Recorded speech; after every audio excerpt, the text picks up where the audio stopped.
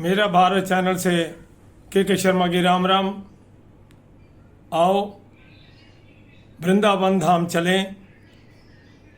वृंदावन में जहाँ हमने पिछले वीडियो में श्री बांके बिहारी मंदिर के दर्शन किए, आज हम श्री राधा रमण मंदिर में दर्शन करने के लिए चलेंगे। श्री राधा रमण मंदिर वृंदावन के सभी प्रमुख मंदिरों में से हैं और यहाँ भी खुद प्रभु शालिग्राम से प्रकट हुए थे। यही कारण है कि श्री राधा रमण मंदिर में वर्ष भर दर्शनार्थियों का तांता लगा रहता है।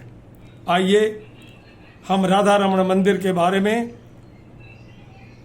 इतिहास की जानकारी लें, प्रभु के रहस्य के बारे में जानें, व उनकी स्थापना के बारे में जानें। श्री गोपाल भट्ट गोस्वामी जी जो महाप्रभु चैतन्य के अनन्य भगत थे, वो नेपाल में गए और वहाँ पर गंडकी नदी में स्नान करने के बाद जब उन्होंने जल भरा तो उनके कमंडल में शालिग्राम जी आ गए। उन्होंने कहा भी ये क्या कृष्ण है। उन्होंने फिर कमंडल डाला, फिर शालिग्राम जी आ गए। उन्होंने तीसरी बार फिर कमंडल डाला तो और शालिग्राम जी उनके कमंडल में आ गए। तो गोपाल भट्ट जी ने सोचा कि कहीं ना कहीं प्रभु की माया है, कहीं ना कहीं ये प्रभु का कृष्ण है कि ये शालिग्राम जी बार बार मेरे कमंडल में क्यों आ रहे हैं। और यही सोचकर वो 12 के 12 शालिग्राम जी को साथ लेकर के वृंदावन आ गए। और वृंदावन आकर के उन्होंने वहाँ पर वैष्णव संप्रदाय के जो गोस्वामी लोग थे उन सबको बुलाया और सारी बात बताई। उसके बाद गोपाल भट्ट जी वृंदावन में श्री राधा रमण मंदिर में उन्हीं शालिग्राम जी की लगातार पूजा अर्चना करने लगे। पूजा अर्चना करते करते अचानक क्या हुआ कि एक बांके बिहारी का भक्त भगवान के लिए सुंदर वस्त्र दे गया कि ये भगवान को पहनाने हैं। तो अब वो वस्त्र देख करके गोपाल भट्ट जी के मन में आया, हे प्रभु, अब मैं शालिग्राम रूप में आपको कपड़े कैसे पहनाऊं। अगर इन्हीं का विग्रह रूप होता, अगर इस तरह का स्वरूप मेरे पास होता, मैं भी दिल से उनका श्रृंगार करता, मैं भी दिल से उनके लिए कपड़े सिलवाता और प्रतिवर्ष श्री कृष्ण जन्माष्टमी को हो, प्रतिदिन हो, मैं भी इसी तरीके से सुंदर सुंदर वस्त्र आभूषण पहनाता। ऐसा उनके मन में ये भाव आया। तो प्रभु तो भक्तों की रक्षा करने वाले, भक्तों के हिसाब से चलने वाले हैं। और प्रभु ने जब गोपाल भट्ट की इस भावना को देखा तो कहते हैं कि मैं दूर नहीं हूं, भक्त पुकारने वाला हो, मैं तो दौड़ा दौड़ा चला आऊंगा। इसी प्रकार जब गोपाल भट्ट की भावना देखी तो उसी रात को गोपाल भट्ट जी ने प्रतिदिन की तरह उनको रात्रि को विश्राम करवाया। 12 ज्योतिर्लिंग का विश्राम करके वो सो गए। सुबह हुई तो वो जो कुछ उन्होंने देखा बहुत ही चमत्कारिक था और वो हैरान थे कि उन्हीं शालिग्राम में से एक शालिग्राम विग्रह रूप ले चुके थे। काले रंग में, श्याम रंग में बांके बिहारी सुंदर स्वरूप लिए हुए वहां बैठे थे। गोपाल भट्ट जी हैरान हो गए, भगवान के नतमस्तक हो गए, आंखों में अश्रु जल आ गया कि हे प्रभु, आपने मेरी भावना देख करके खुद पे खुद प्रकट हो गए। उन्होंने और सभी पुजारियों को बुलाया और ये सारी बात बताई। सभी भगवान के दर्शन करके अभिभूत हो गए। गोपाल भट्ट जी ने आंखों में अश्रु लाते हुए कहा, हे प्रभु, सचमुच हमारे पुकारने में देरी है, आपके आने में देरी नहीं। किस प्रकार मेरे मन में भाव आया और आपने ऐसा स्वरूप किया। तब गोपाल भट्ट ने बड़े दिल से, बड़े मन से उस स्वरूप को सुंदर वस्त्र पहनाए, आभूषण पहनाए और जो ये विग्रह रूप प्रकट हुआ, ये 1599 विक्रम संवत वैशाख की शुक्ल की पूर्णिमा को भगवान श्री राधा रमण जी प्रकट हो गए। और ऐसा स्वरूप कि अगर हम उस स्वरूप को पीछे से देखें तो शालिग्राम का स्वरूप ही दिखता है।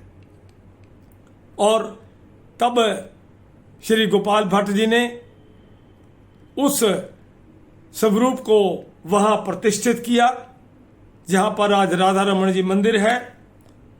और राधा रमण मंदिर में एक और रहस्यमयी बात है जिसे आप भी सुनकर अचंभा करेंगे। एक तो स्वरूप जो है वो ललित त्रिभंगी रूप में बांके बिहारी जी हैं, अर्थात कि उनके 3 जिसे कहते हैं कि गोपाल स्वरूप भी दर्शन होते हैं और मदन मोहन मुरारी के भी दर्शन होते हैं और इसके अलावा बांके बिहारी के भी दर्शन होते हैं। क्योंकि वक्ष स्थल पर गोपीनाथ जी का दर्शन है, चरण कमल में मदन मोहन जी के दर्शन हैं और इसके अलावा मुखारविंद में गोविंद जी के दर्शन हैं। ये तीनों दर्शन राधा रमण जी के इस स्वरूप के अंदर विराजमान हैं। वहां पर एक और बात जो समझने वाली है कि वहां पर जो प्रभु को भोग लगाया जाता है वो बाहर से नहीं आता। श्री गोपाल भट्ट जी द्वारा मंत्रों के द्वारा प्रज्वलित की हुई अग्नि की भट्ठी आज भी उस मंदिर में विराजमान है, जल रही है। उसी भट्टी के ऊपर ही मिट्टी के बर्तनों में भगवान का भोग तैयार होता है। विशेषकर उनको मलाई रबड़ी या चावल की खीर व कुछ ड्राई फ्रूट ऐसा भोग लगाना प्रभु को पसंद है और उसी भट्टी के ऊपर वहाँ भोजन तैयार होता है प्रभु का और वही दर्शनार्थियों को वही प्रसाद ही सबको दिया जाता है। आज भी भट्टी वो जल रही है। उस मंदिर में न तो माचिस है और न ही गैस सिलेंडर है। ये प्रभु की माया है। कितने वर्षों से वही ज्योति जल रही है और उसी भट्टी के ऊपर ही भगवान का भोग लगता है। उसी के साथ ही